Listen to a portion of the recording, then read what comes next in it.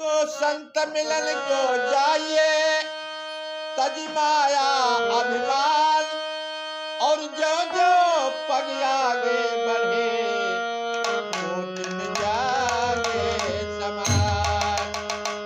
एक बहुत प्यारा निर्गुण आप लोगों के पास भेज रहा हूं और आशा नहीं पूरा विश्वास है। और लाइक सब्सक्राइब कमेंट और शेयर जरूर करिएगा, बड़ी कृपा होगी।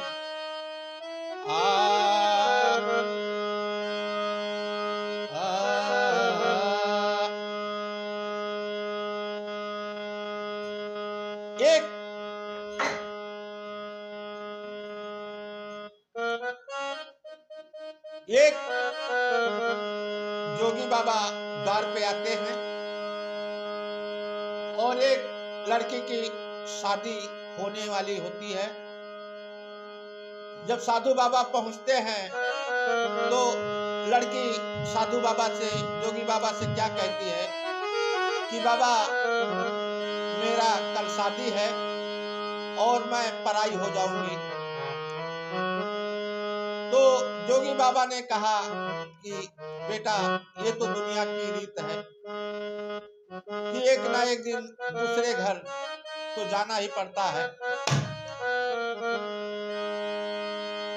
लेकिन जब यही संसार की रीत है तो होना ही है। उसी पे एक भजन छूट रहा है, आप लोग गौर करिएगा।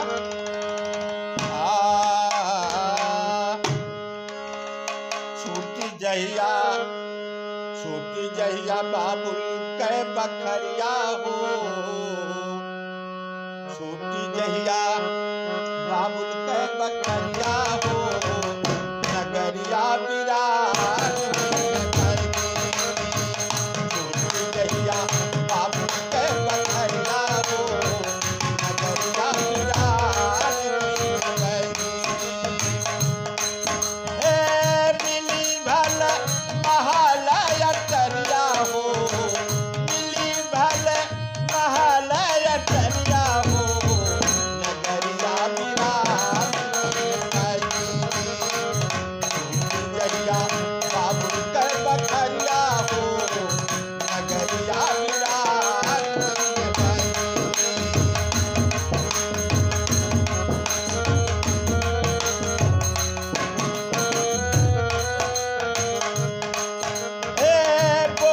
कोयलरिया जहिया तोहारे अंगनवा, बोली कोयलरिया जहिया तोहरे अंगनवा, झर झर लोर बाही बरसी नयनवा, झर झर लोर बाही बरसी नयनवा।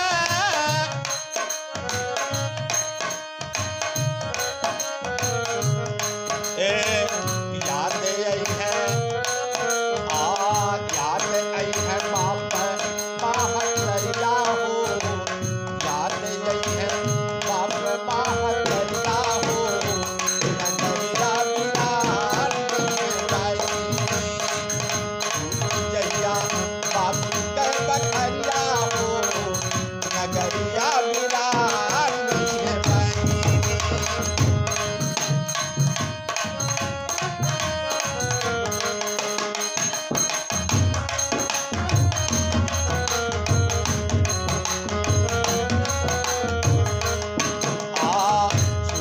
जहिया बाबुल के बखरिया हो, नगरिया विराज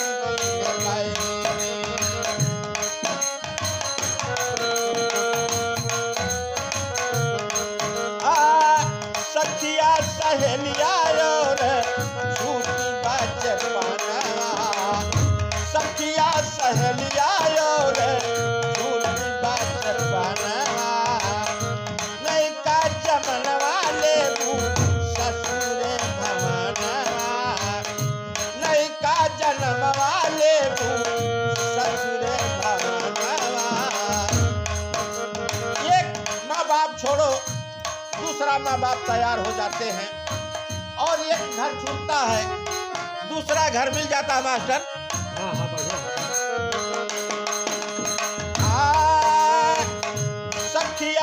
सहेलिया